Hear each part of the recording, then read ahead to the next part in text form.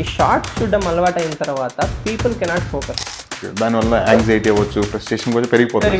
ఇప్పుడు శ్రీనాథ్ సార్ ఒక మాట అంటుంటాడు, పాప్కార్న్ బ్రెయిన్ అని చెప్పి. టప్ టప్ మనం 2 minutesలో వెళ్తాం.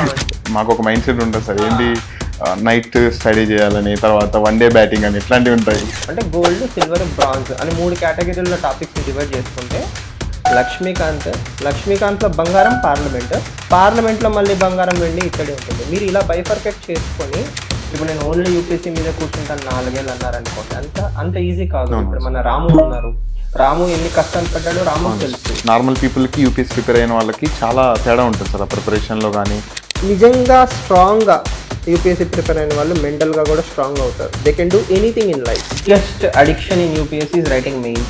ఎక్స్పీరియన్స్ చేసిన వాడికి చెప్పాల్సిన అవసరం లేదు, చెయ్యని వాడికి చెప్పిన అర్థం కాదు. ఒక మెంటర్ సహాయం తీసుకొని పద్ధతిగా ఫాలో అయ్యారనుకోండి, మీరు ప్లిమ్స్ క్లియర్ చేస్తారు.